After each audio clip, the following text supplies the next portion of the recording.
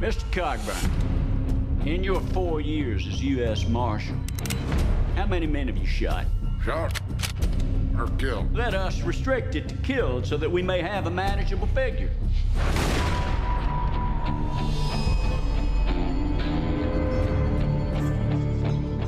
Mr. Cogburn?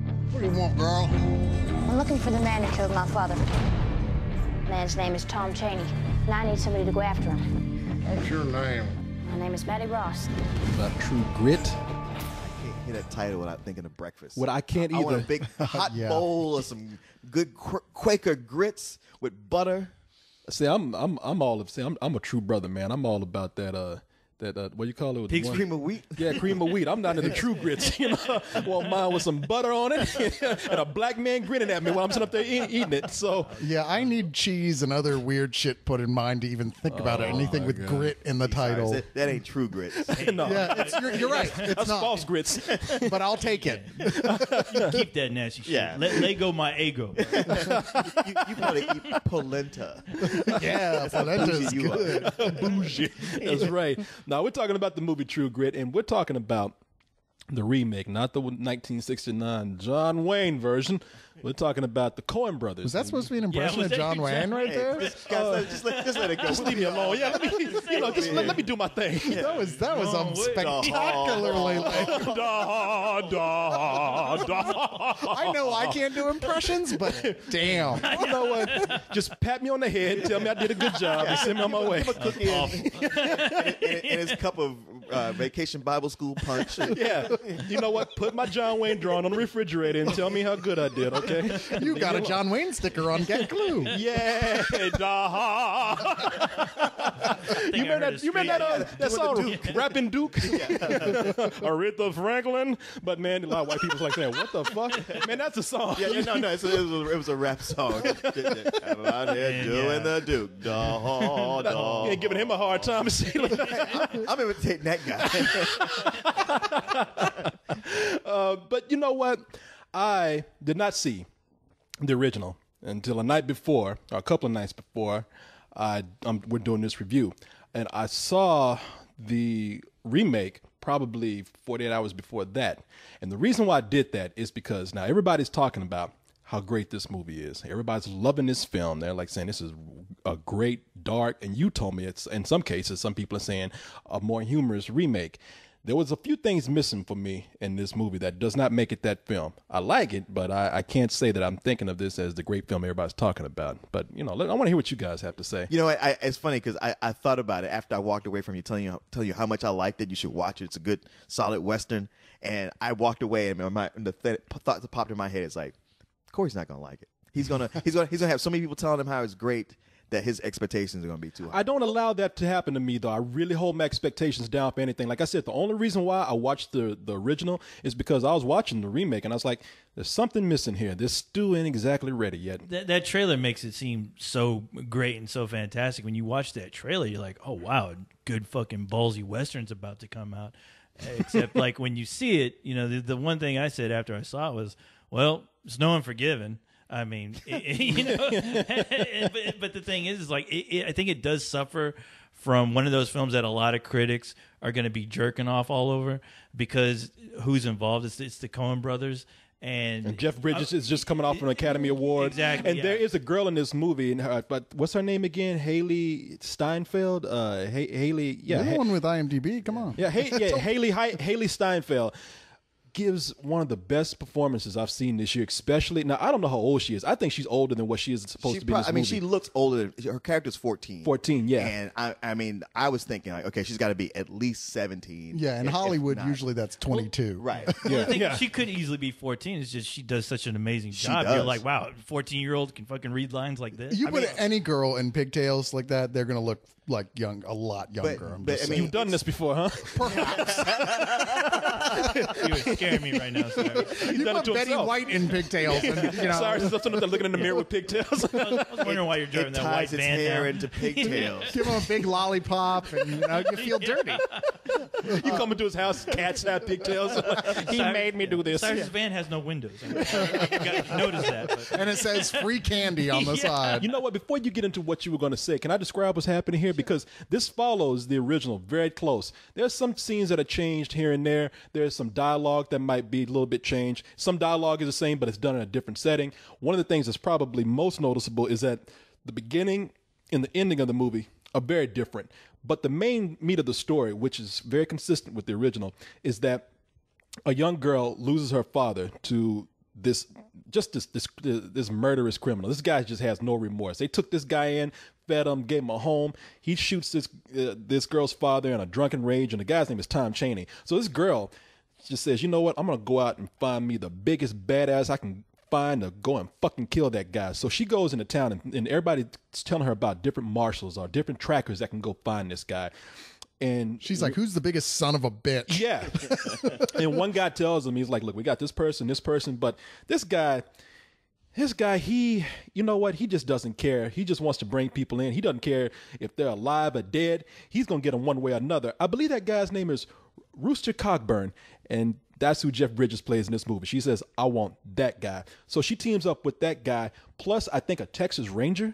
Played by Matt Damon, team up with him. Who's been tracking this guy anyway? Yeah, because not only has he killed this girl's father, but I think he killed like a politician down in Waco, Texas. A senator, yeah. So there's the government that wants him already. She says, look, I don't want the government, okay? I want this son of a bitch to be arrested for the murder of my father, so I got to get Rooster to go get him first. So you can see that this is an uneasy alliance because Rooster's like, look, I don't need this kid following me. Rooster doesn't get along with this Texas Ranger who they have to go there together. She doesn't get along with the Texas Ranger. She doesn't get along with anybody. Nobody likes anybody. It is one of those like, man, this kid was annoying me, but you annoy me more, so I'm taking her side. But she's a very smart 14-year-old because once her father's dead, she pretty much has to come in, take care of the estate, take care of the family business, take care of the burial for the father.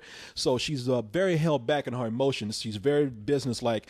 And as I was saying, the girl who does this, the actress in this movie does an amazing job at portraying that character. I mean, she's very just dry, straightforward, and that's a compliment to her. Yeah, no. I mean, it really is her movie. I mean, you know, Jeff Bridges is getting all the headlines. He's, you know, he's True Grit, but this movie is about her. Yeah, and, it is. And yeah, the actress is amazing. You know, she reminded me of Jesse Eisenberg in the Social Network, and just her delivery with the lines. I mean, the Coen brothers are great with working with actors, and apparently they can get almost, you know, somebody new like her, and you just pull out a performance where you're like, Jesus Christ, that is memorable. Well, it's partially the way this character is written is that she's a fascinating character anyway. Yeah. I mean, she's like Jesse Eisenberg was the exact right comparison to make in The Social Network because it seems almost like she has a Wild West version of that same mental illness thing he's got going on where she's like obsessive and anal retentive and like incapable of forgetting anything and just manipulative as hall shit. Whereas people don't want to fuck with her. They're like exhausted just talking to her.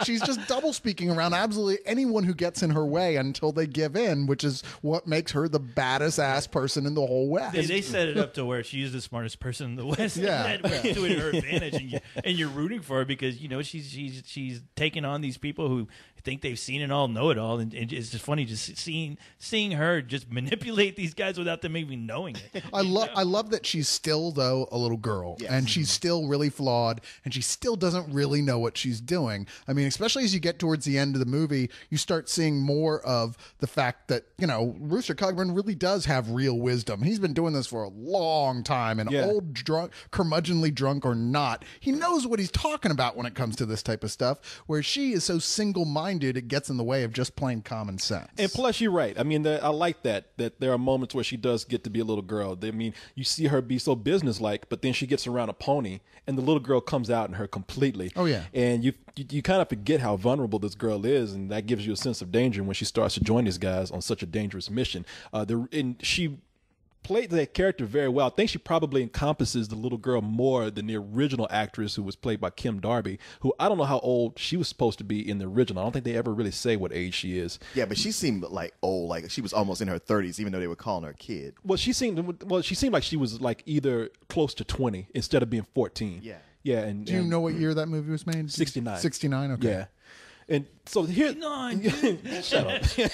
But now here's my problem with the film. This is the reason why I went back and watched the original, because I don't want to hold the original against it. But I felt like when I was watching the remake, I was saying, you know what, Coen brothers have a way of infusing their own sense of humor in a film. A lot of times it's very sneaky because it's very dry, but it's still somewhat, that it ranges from being silly to just being very witty. And usually when I think of dry humor, I'm not that into it, but the Coen brothers do it very well. However, in this film, it works for certain characters, but every character in this movie has a very stifled way of talking. I mean, they don't use any conjunctions. They use it's almost like stage acting. It's almost like watching a play. It's almost Shakespearean in some senses. And looking at this, I'm saying that's okay for her. That's okay when she's dealing with somebody who's also a businessman. But when I get to Matt Damon's Texas Ranger character, and especially Rooster Cogburn, it takes all the humanity out the film for me. Are you some kind of law? That's right. I'm a Texas Ranger. That may make you a big noise in that state. In Arkansas, you should mind that your Texas trappings and title do not make you an object of fun. Why have you been ineffectually pursuing Cheney? He shot and killed a state senator named Bibbs in Waco, Texas. Bibbs' family put out a reward. You know anything about the whereabouts of Cheney? Oh, he's in the territory, and I hold out little hope for you earning your bounty. Why is that? My man will beat you to it. I fired a deputy marshal, the toughest one they have. Well, I will throw in with you and your marshal. No. Marshal Cogburn and I are fine. It'll be to our mutual advantage. Your marshal, I presume, knows the territory. I know Cheney. Did you ever watch the series Deadwood? And you know what? Somebody else told me, is it like Deadwood? I never watched Deadwood. Deadwood was like that the entire time. In fact, that was a big part of a large part of the appeal of Deadwood was how it was like watching Shakespeare except in the West. And they've just carrying this on, and it just makes me wonder, like, wow, is it documented people talk this way for so many movies to pull that off? I really dug it. That was one. It's funny that was something you don't like about it, and it's one of the things I really liked about it. And other than the fact that, I mean, you know what, you guys are right about how there's so many critics who just go, look, they see the name the Coen brothers, and that's it. They sperm on. They're ready to just suck the dick of the movie right away. Oh, Jeff Bridges, he's from The Big Lebowski. Of course, I love him. Yeah. Now, I'm sort of the opposite in that, like, I've loved the Coen brothers for so long, but their last few movies, especially A Serious Man and No Country for Old Men, I've been, like, more than disappointed with the endings and feeling like these guys are kind of like they're experimenting in a way that I'm not digging, almost trying to be too hip for themselves. So I came into this like, yeah, people, they're saying it's the best movie of the year. I don't know about this. Jeff Bridges, something lately he's been doing some things I haven't cared for. And so I was completely bowled over by it. I mean, it really sucked me in that, you know what? It's not pulling any fancy tricks, but it is a good, solid Western. And to me, nobody does period pieces like the Coen brothers. They just have that grit that somehow they pull out the performances, the actors, and even in the costume, it's like the actors are wearing the clothes aren't wearing the actors. It really gave me a feel of being there in it. And what I also love is like watch this movie, the closer it got toward the end, it would come places where I thought, you know what, that's a good place to end. And it would just keep going, and it would just kept pulling me in with something new. It kept turning little corners to where I was just totally sucked into it. It was like, it seemed like it'd be at a happy place, and it would just go dark. But you know what? Yeah. That's the original film, though. Yeah. The story they added an epilogue that was in the book and was not in the original film. Yeah, that makes sense. It's perfect. It's the perfect.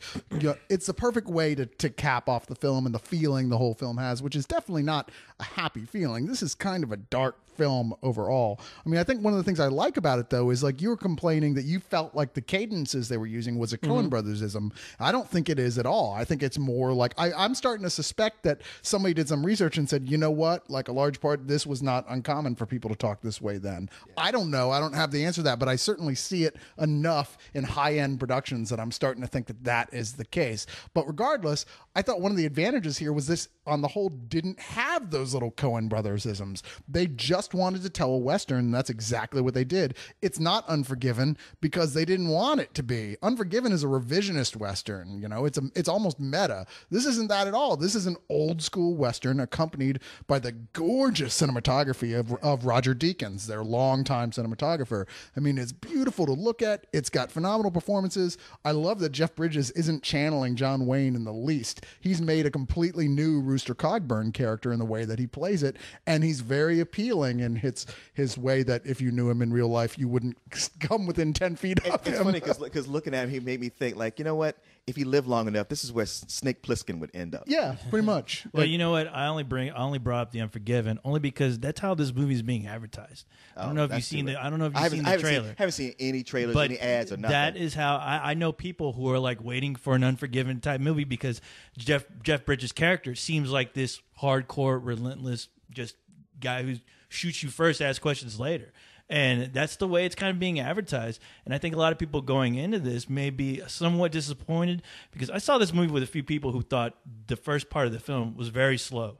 I kind of felt that too. The only exception is that I enjoyed the acting through that. Yeah. It is one of those types of movies where the acting is great. It's fantastic. Yeah. I mean, if all these guys get nominated for some Best Actor award or Best Actress, I won't be surprised because it's that good. But as far as the story itself, it is a very simple story. It's nothing all that too complicated. But I like the fact that they kept true to. It seemed like they were keeping true to the material. They didn't go out of their way to make it a Coen's brother film. There are little hints of that, but it didn't get in the way of the film, which is what at least I enjoyed about it. But it's one of those movies where I can say, you know what, I enjoyed out of everything about what the film gave me. I enjoyed the acting more than anything. The story, not so much. I wasn't all that fascinated with the story because I kind of knew how. I kind of figured how it could go, but at the end of it, it was still a pleasant experience watching it. But it's not one of those movies that blew me away by any stretch of the imagination. You know, I'm looking at it and I'm thinking, and they did a good job. I think they did a good job of bringing, and I'm looking at the name of the director. I mean, the writer of the novel is Charles Portis, and they did a good job at bringing in some of the literary elements of that to the movie and bringing in the old film.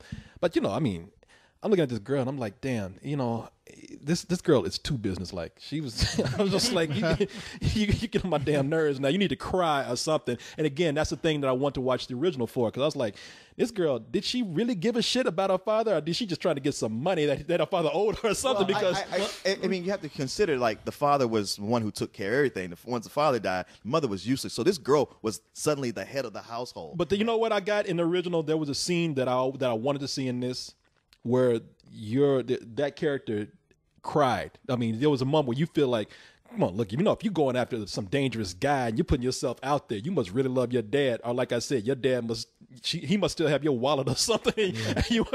and you want to find him. I mean, I find his killer, because it's like, so I'm looking at this. Early on in the original, she's crying in the early scene? There's a moment where she's alone and she breaks down, and she gets that all out the way before she has to go out and and again be an adult, because she can't be vulnerable to the face of anyone else. But I thought that, like, this don't you think this also managed to express her vulnerability? It just didn't want the audience to see that vulnerability until later. I did. I guess the whole thing is, like, since I wasn't too much into the dialogue, and since I wasn't, and since that dialogue made me see them more as actors, very good actors, by the way, but more as actors, I just found it a little bit slow. I really wasn't that into it, but everything else is great. I mean, the cinematography is great. I think that there are moments in here when the action picks up. They do it very well. By the way, they say that this movie's, like, the original is rated G and this one's PG-13. Right. And the violence is not that much different. It's not all that violent on the whole. I mean, there are moments here and there, sure, and certainly mature themes, as it were. But you know, I mean, I think you could take your kids to see this and they wouldn't be too freaked out. I just think they might be bored, because this is not a movie for kids in that sense. True. It is. They've made a really mature film here. They really have. That a lot of it is about atmosphere and feeling, and make what you're thinking about between the lines these characters are saying. It's about detailing these characters and giving you lots of time to think about, you know, what their relationships are with each other while you're looking at these beautiful landscapes Roger Deakins is showing. I mean, I agree. To a lot of people, maybe that's going to be dull, but the Coen brothers are so good at doing this kind of story. I think in that sense, they're doing just what they did right so well in No Country for Old Men, the first 3/4 of it anyway, where it's very similar in that sense. I mean, they're both Westerns, to be sure. Well, I was going to say, I still, you know, regardless of the ending, I still like, that was one of my biggest arguments with one of you guys. It was Carlisle. Yeah, he said, because the movie was bullshit. I was like, no, the movie's great. I mean, I can't hold the last 15 minutes of a movie or the last 30 minutes of a movie against, like, you know, another hour and a half of greatness. Yeah. And I think that movie's a better Western than this film. But you know what? I still like the movie. my only big complaint about it being bad is I love Jeff Bridges' performance in this, but there were moments I couldn't understand what the fuck he was talking about. I agree with you there. I agree. I couldn't understand. And maybe that's his character, because there were moments he was talking to that little girl, and I swear one of his lines was, "I'm right." But see, all I thought was like, you know what? If you knew this guy for real, there would be a lot of moments like that. I think the moments when you could understand him would be the rare moments. When she first meets him, he's shitting. There's occupied. Which I thought was hilarious. Foul. He was hilarious. I love that scene. There were flies flying around his ass when they were going around together. You try to talk to me in the middle of taking a shit. That's how I'm going to sound. I mean, it was true. That little girl was up there like, I have business with you. And he's like, I'm trying to take a shit. And Can't you wait till I come out? He's some old lifetime boozer who's never eaten anything but hard rations his whole life. Yeah, And going to the bathroom is probably like a 2-hour painful experience for that old dude. Boots all the time. You know what I would have And done? this little bitch is standing outside the door. Oh, we will talk right now, Mr. Cogburn. Yo, you know what? I would have been like, you want to talk now? Okay. I would have opened the door. Come on in. Shut on the door. in. But she would have been Dutch oven. Yeah, give her a Dutch oven. She's been trying to get out. No. You want to talk? We need to talk. You are right. No. You can't understand what John Wayne, I'll just say Rooster Cogburn from now on. Well, Rooster Cogburn is saying so much, like you were saying in this film, that it was like watching The Hamburglar. Robber. I mean, I want to watch this with subtitles, because for all we know, he's saying, Big Mac's on sale this Saturday. It would be funny if the subtitles came up and it said robber. Yeah, it's just a bunch of question marks. We don't fucking know.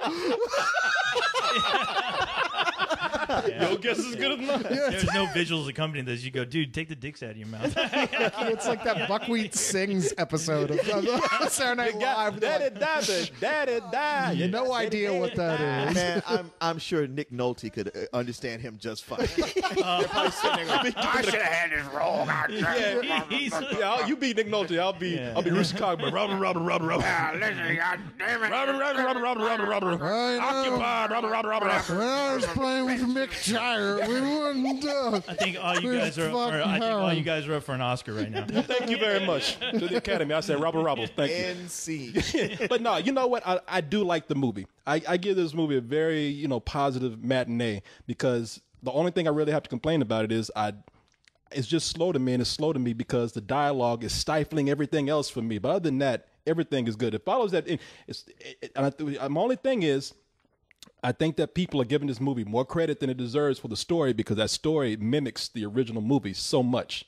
Well, I mean, so, but that's not a complaint. But I'm thinking like people say, man, no, I heard some people like saying, man, you know what, that story is so great. I love when they did it here. I was like, well, you know what, they did that in the original too. So, but if you do anything you watch has been written by somebody else before. Yeah, if you take a great story and all the trappings are bad, and you do it badly, then who cares if it has a great story or not? But the thing is, this is a great story that is, it's not like saying, oh no, we're not ripping off that film. It's a remake of that film, and they've nailed all the trappings. They've done all the stuff around it just perfectly. I mean, this is honestly one of my favorite films of the year. It's not one of my favorite Westerns of all time, but it sure is fantastic, and it's one of my favorite Coen Brothers movies. This is a full price to me. Yeah, Cyrus, I have to echo what you said, just almost to a T. But I will, co-host Corey, I will give you that it was slow in the beginning. I mean, as much as I loved the dialogue and all, there was a point when I was watching it where I really just kind of faded out, and I was like, you know what? Let me stop and rewind this and go back over it again,